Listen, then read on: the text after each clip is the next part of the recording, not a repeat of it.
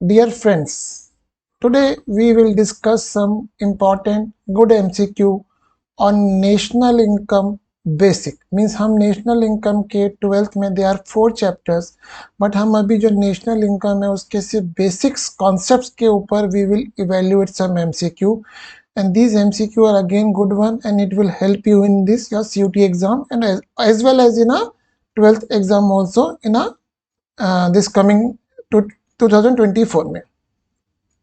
Now let's start.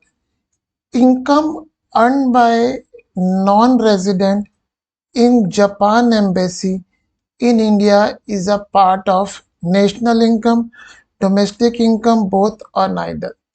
अगर हम समझे नेशनल इनकम क्या होती है, नेशनल इनकम वो होती है जो हमारे रेजिडेंट ने अर्न करी है from which ever is the location, weather India और एब्रॉड. अब यहाँ पे जो ये नॉन रेजिडेंट है, ये नॉन रेजिडेंट ने इनकम अर्न करी है, तो ये हमारी नेशनल इनकम का पार्ट तो नहीं बनेगी. डोमेस्टिक इनकम वो होती है जो डोमेस्टिक टेरिटरी में अर्न करी जाती है, चाहे वो डोमेस्टिक, अगर हम इसको डोमेस्टिक टेरिटरी बोले, चाहे वो रेजिडेंट ने अर्न करी हो, चाहे वो नॉन रेजिडेंट ने अर्न करी हो, उस टोटल इनकम को which is being earn in a domestic territory is called the domestic income. And as per the rule, embassy, foreign embassy in India is not a part of domestic territory of India. Hence जो ये income non resident ने earn करी है which is from Japan embassy in India, ये जो Japan embassy in India है, it is not a part of domestic territory of India. It means income is neither earned by the resident nor it is being earned in a domestic territory, hence is neither domestic income. Hence the correct answer is neither is a national income nor it's a domestic income. आगे पढ़ते हैं. Domestic income is based on, अभी हम लोगों ने discuss करा, domestic income वो income होती है which is being earn in a domestic territory, which is being earn in a domestic territory. तो यहाँ पे domestic income is based not on citizenship, not on residentship. Domestic income is based territorial concept कि whatever income is being earn in a domestic territory will be a domestic income, whether it's being earned by the resident or a non-resident. Next question, national income. As we discussed earlier, national income means income earned by the resident, whether resident is located in India or abroad. Hence the national income is based on the residentship. Now comes the next question. A foreign architect set up profession in India for 6 months. He earned revenue of 5 lakhs, out of which 2 lakh wages was paid as a wages and 30,000 is paid as a rent.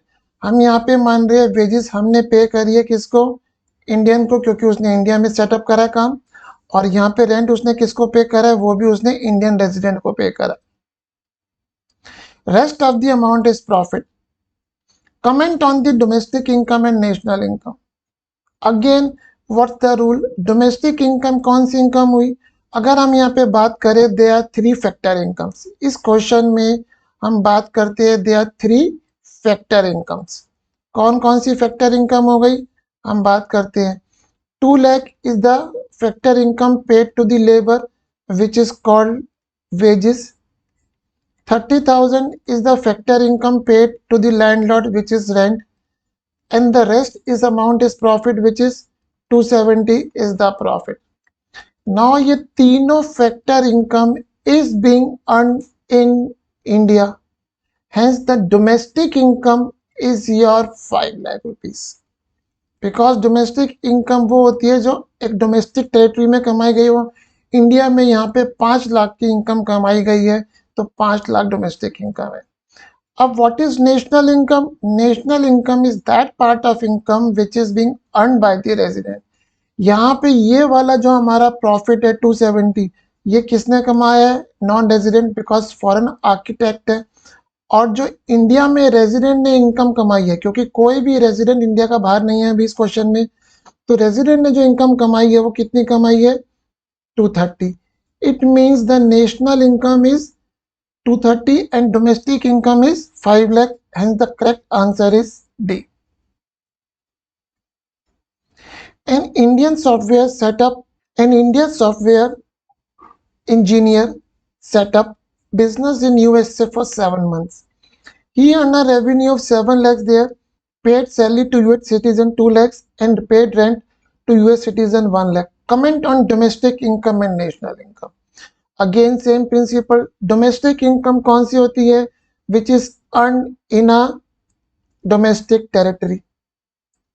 यहाँ पे कोई भी income domestic territory में नहीं कमाई गई। हम अगर दोबारा से बात करते हैं, there are 3 factor incomes involve. कौन कौन सी फैक्टर इनकम इन्वॉल्व है? एक हमारी इन्वॉल्व है वेजेस 2 लाख रुपीज। एक हमारी फैक्टर इनकम इन्वॉल्व है rent, how much? 1 lakh rupees. And the rest is my profit which is 4 lakh. Now this is all these factor income earned in USA. Hence there is a no element of domestic income. Now what's the national income? National income is the income earned by the resident from whatever is the location. यहाँ पे ये जो 4 लाख का profit है, ये profit किसने कमाया है? ये कमाया है इंडिया के रेजिडेंट ने from USA. Hence this 4 lakh will form part of the national income. Hence in this question the correct option is D.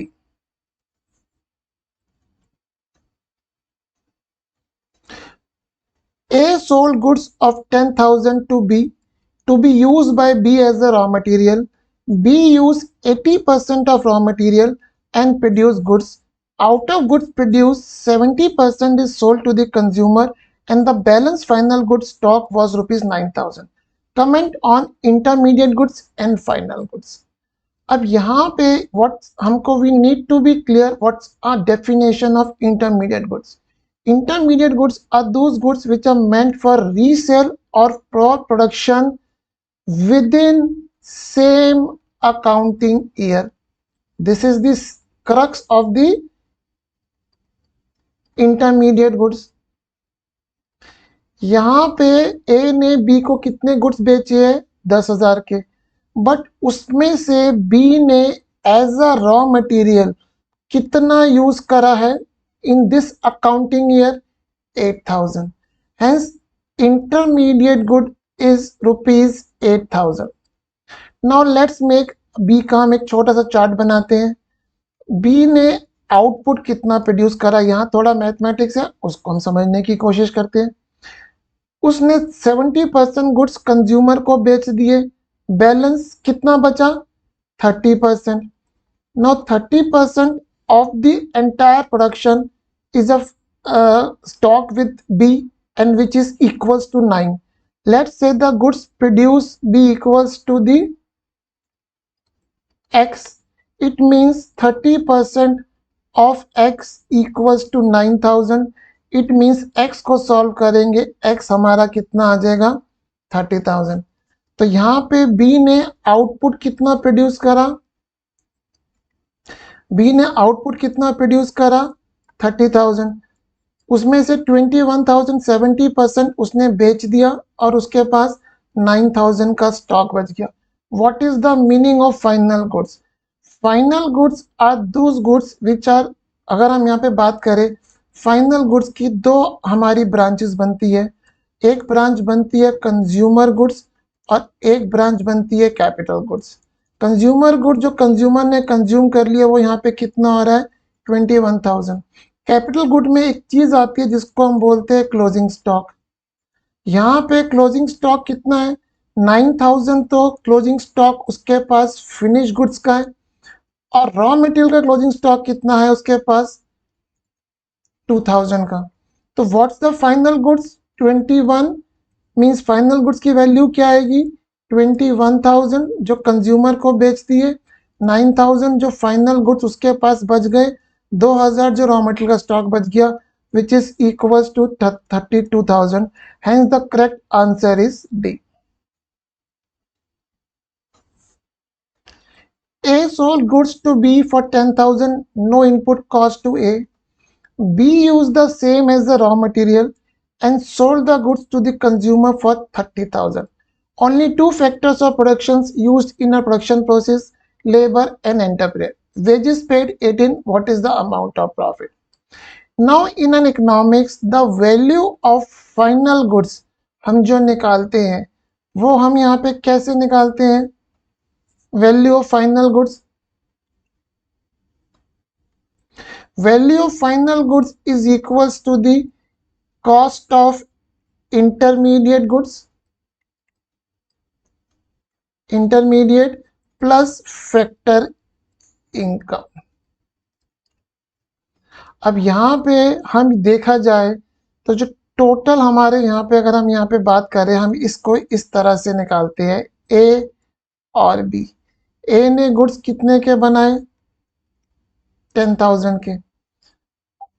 इसको और सिंपल मैं आपको वे में समझाता हूँ. That's a much better way to understand the entire process.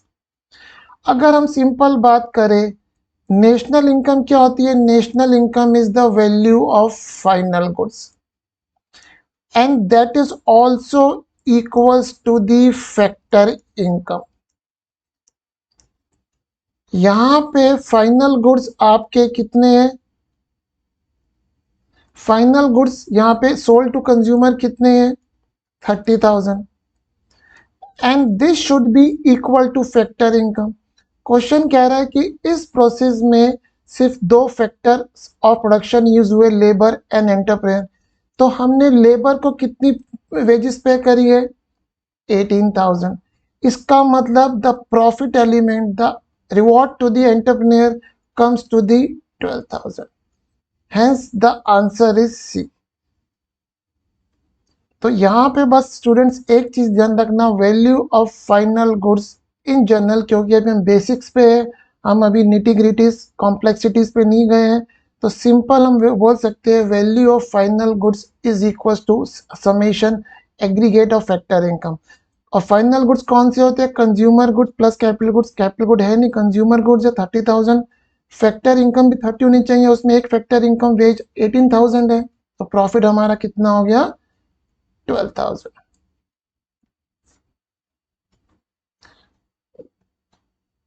GDP at factor cost 50, GDP at market price 57,000.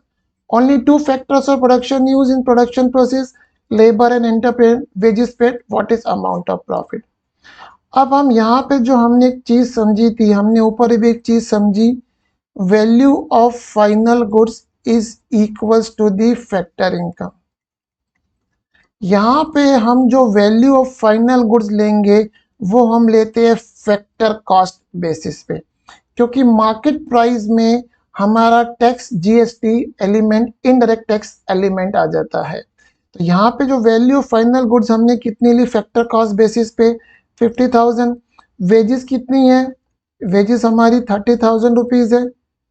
इसका मतलब profit element कितना हो गया? 20. Hence the profit element is 20. A sold goods to B for 10,000 to be used by B as a raw material. B used opening stock of raw material of 5,000. Raw material purchased from B and produced goods for 40,000. What is net domestic product?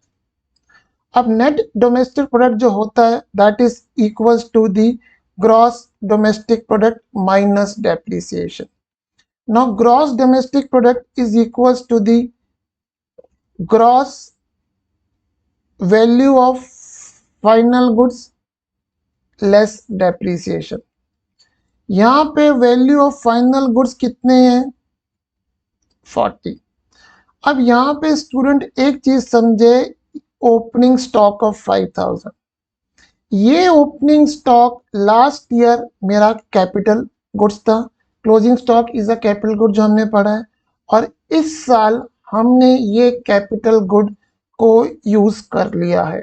और जब भी हम capital good को use कर लेंगे that is basically depreciation. तो यहाँ depreciation कितनी है? 5,000. Hence the net domestic product is 35,000. मैं आपको सिंपल जितने भी आपने कॉन्सेप्ट बुक में पढ़े हैं मैंने उनके बेसिस के ऊपर एप्लीकेशन बेस्ड क्वेश्चन ड्राफ्ट करे हैं so that you can understand. तो यहाँ पे अगर आप समझे, हम अगर बात करते हैं what is gross domestic product, that's value of final goods, gross value of final goods 40,000। But हमने क्योंकि इस प्रोसेस में 5,000 ओपनिंग स्टॉक यूज करा है, opening stock last year closing stock था, वो कैपिटल गुड था। इस साल कैपिटल गुड एग्जॉस्ट हो गया, और जब कैपिटल गुड प्रोडक्शन प्रोसेस में एग्जॉस्ट होता है दैट इज अ डेप्रिसिएशन। तो यहाँ पे मेरे पास net domestic product is 35,000। In an economy, the intermediate consumption is 50,000, wages paid 20, profit 70, goods sold to consumer. What is the value of final goods? Value of final goods is equals to the cost of intermediate goods plus factor income. यहाँ पे intermediate goods कितने आ रहे हैं हमारे 50,000, यहाँ factor income कितनी आ रही है 20 प्लस 70 90,000। तो what is the value of final goods? Value of final good is 1,40,000। अब 1,40,000 में से 1 लाख कंज्यूमर को बेच दिया, 40,000 का स्टॉक बच गया। बट हमें इस पे तो जाना ही नहीं, क्वेश्चन ने हमसे पूछा है what is the value of final goods, तो hence the value of final good is D, answer is D. I hope आपको ये नेशनल इनकम बेसिक्स के क्वेश्चंस ठीक लगे होंगे। It must be helping you in clarifying your concepts.